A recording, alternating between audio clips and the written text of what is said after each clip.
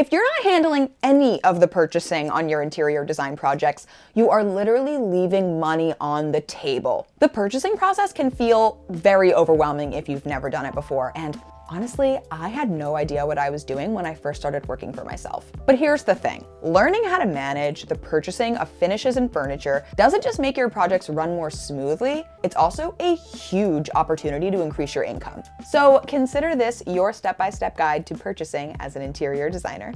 What's up, designers? My name is Kelsey. I'm an NCIDQ certified interior designer and the owner of KLSY, a Manhattan-based interior design studio specializing in commercial spaces. My mission here on YouTube is to help designers excel in their career by bringing you educational video content, and while fostering transparency about the interior design industry. Be sure to click the link down in the description box to be added to my email newsletter and join the KLSY community, where you'll receive exclusive insights, project updates, and other designer resources to level up your career. And without further ado, let's get into purchasing. So what exactly does purchasing entail? Everyone knows that it's a designer's responsibility to select all of the different materials, furniture, and accessories for a project. But after the selection process is complete, the designer can also purchase all of those items on behalf of the client. Taking control of the purchasing process is something I encourage every designer to do for multiple reasons. You have more control over the shipping and delivery of the products. You have control over what's actually ordered, since it's common for contractors to make substitutions for cheaper or different products than you originally specified. It can create a more streamlined experience between you and your client, and you can increase your earning potential significantly. Some common products that a designer typically purchases are furniture, lighting, tile, flooring like wood flooring, LVT and VCT products, decorative architectural elements such as wall covering, and accessories and decorative items like artwork and rugs. Things that designers typically don't purchase and remains under the contractor's scope are things like paint and construction materials like lumber or millwork. There are some items like hardware, plumbing fixtures like faucets and sinks, and wall systems like glass wall systems that could be purchased by either the designer or another party. So it would depend on the agreements you've set up in your contract between the client and the contractor. You would think that the purchasing process begins once the designer has completed the design development phase and the client has approved all of the selected items. However, it actually begins at the start of the project when you're signing your project contract. While you're in discussions with your client regarding the project's scope, express that you provide purchasing services at no extra cost, because you earn that extra money on the markup of the product rather than on additional design fee. And explain all of the benefits to your client that I just mentioned on why it could be a good idea for you to handle the purchasing. Clearly outline which product types will be in your purchasing scope. Contractors also earn additional income from purchasing, so we want to protect ourselves and our earning abilities rather than leaving money on the table and letting other parties involved in the project take any of our scope away from us. If you're someone who has a history of charging for less than you probably should, or not speaking up about things like purchasing, I want to tell you that seeking out ways to make additional income and profit is not greedy. It is not shady. It is not wrong to make money on the purchasing of the items that you have specified, even though it may seem like you're taking money away from someone else or taking money away from the contractor. This is a business you're running. And in order to keep doing business, you need to make profit. So this is me giving you permission to do that. A good example of negotiating purchasing scope is about a year ago, I was at a kickoff meeting for a brand new restaurant project. At that meeting sat myself and my colleague who were on the design team, the client and their team, the contractor, and the architect. While we discussed things like project budget and timeline, we openly discussed the purchasing process and decided which parties would be purchasing which items. It was decided that the design team would purchase all furniture, fabrics, wall covering, decorative lighting, flooring, tile, stone, and basically anything that was directly specified by us. The architect would purchase all architectural lighting, the storefront, signage, and any additional architectural specifications. And the contractor had everything else left over. That way, everyone has a piece of the pie, everyone has additional earning potential, and it would allow us to have more control over our specific scopes and not have to lean on others for staying in budget and timeline. And someone's calling me on that note. I should have time. Let me look at my calendar. Let's do first thing in the morning, actually. Okay. At like 9:30? 9:30. Okay, I'll say 9:30. Sounds good. If we don't speak, have a good weekend. Kelsey, listen, Yeah. I love the hat. I love the hat on Monday. Oh my God. Thank you. All right, have a great weekend. I'll see you on Monday. Thanks. Have a good weekend. Bye. Told you my hat was cool. Let's jump forward in the project process now. We have our contract signed, the project has begun, and you're in the design development phase. As you're selecting things, you need to see if they're in your client's budget. What you would do is contact your local manufacturer's representative for the product you've selected and ask them for the trade price. Hello, this is Robert with the Tile Company. Hello, this is Kelsey, and I'm an interior designer with KLSY Design Studio. Hey there, Kelsey. It's great to hear from you. What can I help you with today? I'm working on a corporate office project located in Manhattan, and I'm interested in specifying your product for the bathroom floors. I was calling to request trade pricing for this product to see if it's in my client's budget, as well as if it's in stock since we have a short project timeline. Thanks for thinking of the Tile Company when specifying for this project. I'd love to get you the information you need. Have you ever specified our product before and happen to have an account open with us already? Yes, I have an account set up already from a previous project we worked on together. I see you here in our system. Perfect. I can certainly get you that pricing information. Why don't you send me an email with your project name, location, and the product code and color you're interested in, and I'll send you back the trade price and available stock. Perfect. I'll email you all that information right now. Obviously, you can do all of that over email, but I also find it nice to call your reps and talk to them on the phone whenever you can to build that relationship and to remind you that you're not just a lonely girl working out of your tiny apartment day in and day out, and that there are, in fact, other people in this world whom you can interact with. And because I love the dramatics of a fake phone call. So I would email my rep all of that information. The project name, the location, the exact name, color, and product code of the item in question, and any additional information or questions you have for them. Let them know that you don't need a full quote just yet, and you're just looking to see if this is within your client's budget. They will send you back a general price, whether that be the price per square foot, per roll of wall covering, or per item. You can then use this to do a general calculation to see if the amount you need is in budget. Remember that you've requested trade pricing, which is the price that you will pay as a designer. The trade price is at a discounted rate, unlike the retail price, which is the price that non-designers or non-tradespeople would pay. So you need to mark up your trade price to determine your client's cost. The amount that you should mark things up depends on the product, the amount of discount that you're receiving on the item, and if you have any specific agreements in your contract. I've seen before designers who have long-standing or open and transparent relationships with their clients have an agreement in their contract that says that they will earn a 15% markup on every item they purchase, regardless of what the designer's discount was or what the item costs. This can be a great way for the client to know exactly what they're going to pay and the designer exactly what they're going to earn. And good in a situation where you have built a strong relationship with this client already. In my opinion, this could limit your earning potential if you receive a much larger discount on certain products, like 50% or more, but you're only limited to a 15% profit. So how much should you mark something up? The standard amount that designers mark up products is roughly 20%. But like I said, it depends on the product. If you're specifying a small amount of tile that's only $2.50 a square foot, I may mark that up to like 30 to 35% because the cost of that item is so small, my profit would literally be a few dollars for the amount of work I need to do in order to order it, ship it, track it, and inspect it. If you're specifying a large amount of very expensive light fixtures, 20% may be a really, really large profit number, which is amazing, but maybe it brings you slightly over the client's budget. So in that case, I may go down to 15% to ensure that I earn a healthy profit while keeping my client's interests in mind. Many designers simply charge their client the full retail price and give them no discount at all. I have also done this on some projects, but again, it's really at your discretion on how much you want to charge. As a general rule of thumb, I would stick to around that 20% and probably not go less than that. We're specifying this tile and we received a trade price of $13.25 per square foot. This actually might be a tile that I'm specifying for an upcoming project, but I just did a reel on Instagram about my ins and outs of 2025, and I said green was out for 2025, so now I'm completely rethinking if I want to specify this or even go with this color palette. But I digress. Tile can cost anywhere from $1 per square foot to hundreds of dollars of square foot, but I'd consider $13 like a low to medium price point for a porcelain tile for a commercial project. So let's stick to that 20% markup. We would take 13.25, multiply that by 1.2 to get 15.9. So your client's cost for this tile would be $15.90 per square foot.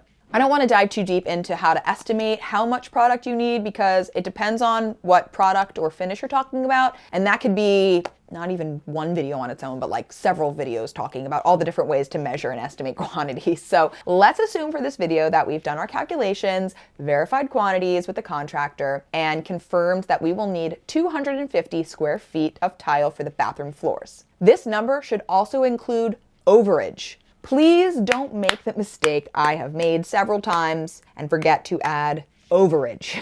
And for reference, overage is like 10 to 20%. Again, depending on the material. For tile, I'll add 20% overage. So let's say your kitchen you're doing is 100 square feet and you need 100 square feet of tile. Tile often comes broken because it's a delicate material. And also the way that the contractor is cutting up the tile to arrange it to the layout of the space. Maybe they need to cut them into smaller pieces for some areas. You're gonna need more than 100 square feet of tile. So you would add 20% onto that to get 120 square feet. So you would end up actually ordering 120 square feet of tile for 100 square feet of kitchen flooring space. I would then call or email my rep again to request a formal quote. Hello, this is Robert with the Tile Company. Hi, it's Kelsey again. I'm calling to request a formal quote for 250 square feet of this tile. I would also like to request that all shipping and handling fees be included as well, so I can see the total cost. You should have my tax exemption documents on file for when I registered my account with your company, so please do not include any sales tax in this quote. You've got it. All I need to prepare this quote is the full delivery address. Thanks. I'll email that over to you immediately. Since it looks like we'll be moving forward with purchasing this tile in the near future, are you able to place a hold on the 250 square feet of tile so no one else purchases it? Certainly. The product will be on hold for you and will expire in 30 days. So as long as you send your payment within those 30 days, it won't go out of stock or be sold to anyone else. Thank you to my boyfriend for playing the role of tile company man. We now have an official quote for the product needed, but we can't send this exact quote over to the client because this is not the price that they're paying, and we would also prefer them not to see what our trade discount is. So we're going to prepare our own client quote, which will include our marked up product price, the $15.90, times 250 square feet, which gives us $3,975. We then need to add the shipping and handling cost that our rep quoted us. You will find that on the quote that they sent. Lastly, we didn't pay taxes on this because we're registered with the state to legally resell goods and submitted our tax documents to the manufacturer when we set up our account. I won't go into too much more detail about the process of setting up an account with a trade manufacturer, but potentially in a future video I will, when I understand it fully myself. But all of this means that we have to add sales tax to our quote, because if we don't, Mr. Government gets very angry with us. Disclaimer, I am not a financial professional. I am a designer. You should consult a financial professional or tax person to help you determine how much sales tax you need to collect and pay according to where you do business. Once we've prepared this quote, it's time to send this invoice to our client for approval. Great news! The client has approved the cost of the tile, so now it's time to give them an official invoice for payment. You could hypothetically use the same quote as an invoice, or you could create a new document that specifically says invoice, whichever works best for you and your business and your accounting systems. Whichever you choose, make sure you include payment instructions so your client can pay you. Simultaneously, you'll need to request an official invoice and payment instructions from your rep so that you can pay for the actual tile. When you're making and receiving invoices, always triple check that all of the information is correct. Both that the rep that quoted you the right information, the right product, and the quote that you sent the client had all the right product information. If you somehow make a mistake or you underquote them or you forget a line, you're going to significantly cut down your profit or end up not making profit at all. So we always want to double check our work. You'll want to check the product that you're ordering, the colorway is correct, the amount, and the shipping address. If anything is incorrect and they either send you the wrong product or they send it to the wrong address, it is your fault. One additional important piece of information needed for this order is the contact information of who will be receiving the order. Typically, this is the general contractor's site manager, who is the person on site daily overseeing construction. They're the ones who are responsible for receiving and signing for deliveries. Because you're a busy designer and you don't have time to sit at the site all day waiting for packages. I've also had building managers receive packages, especially if the client is the building itself or the landlord. So just communicate with your team and see who that best point person would be to receive all of your deliveries. After you send your official invoice and payment instructions to your client, the next step is to simply wait for them to pay you. Once they pay you, it's time for you to pay the vendor for the product via the official invoice they sent you. Note that there are different ways you can pay, like wire, credit card, and check. Again, I am not a financial advisor, so I don't want to get into those specifics, but I do want you to take note that some of those payment methods, depending on your bank and the vendor, will charge you fees. So that may be something either you need to build into your markups or just accept and eat it from your own profit. Now, I need to have a serious conversation with you right now, so please come in a little bit closer. Whatever you do not purchase anything until you receive payment from your client. I don't care if they ask you very nicely. I don't care if you've worked with them before. I don't care if your client is your best friend since first grade. Do not put yourself in that position where you could potentially be stiffed and the client still gets their product, but paid for out of your pocket. It happens every day. Don't think it won't ever happen to you. I always ask for payment in full before I make any purchases. However, there may be an exception if you're working on a really big or really expensive project where you could bill them in interims. For example, maybe you've specified some custom furniture pieces that have a large lead time. You could request, say, 50% upfront to give the upholsterer to get started on the pieces and request the remaining 50% when they're completed, but they're not shipped yet. The remaining 50% will be required in order to release that order and the client can actually receive their product. Again, I don't love this because there's always a risk of the client not paying the remaining balance, and so you're kind of stuck with that remaining 50%, but you then get the product in interim, so it's kind of like weighing your risk. And in general, that's the risk that you take on when you are performing purchasing. You have this additional income stream that often comes with much less work than the actual design, but with that said, you might be taking on financial risk if you're doing these like interim payments, you're taking on the risk of if shipping and delivery goes haywire. So these are just things to keep in mind. After you've paid, you should receive a confirmation email from the manufacturer. Depending on the manufacturer's warehouse and the product lead time, it will take some time for them to prepare your order, so you won't receive tracking information just yet. Keep your eyes peeled for an email in the next couple of days or the next couple of weeks for a shipping confirmation. What I like to do, because I'm a hyper-organized, girly, and occasional psychopath, is create, you guessed it, my returning viewers, a spreadsheet to keep track of estimated lead times, delivery dates, and tracking numbers. I find this helpful, especially when you're ordering from a bunch of different vendors and you have a million emails coming in. You can just look at the spreadsheet and at a glance get your tracking numbers and see what you have and haven't yet received, shipped, delivered. I also will add in there the amount that I paid, my invoice information, and the amount that I charged my client so I can easily see what my profit margin is going to be.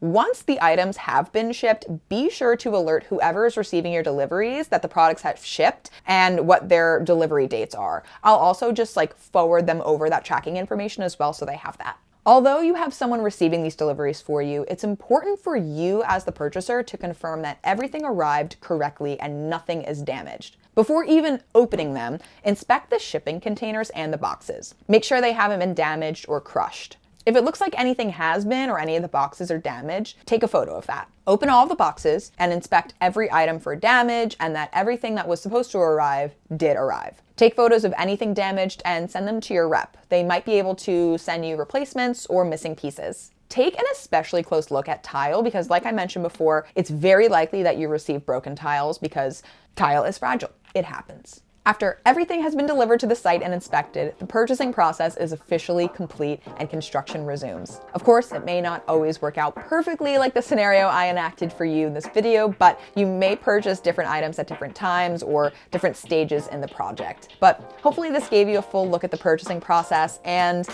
little bit more confidence to tackle it yourself. So go forth, prosper, and make that money, honey. If you're looking for more educational interior design related content, then check out my video playlist here. And don't forget to subscribe, like this video, and leave me a comment about what topic you want me to cover in a future video. I'll see you in the next one. Bye.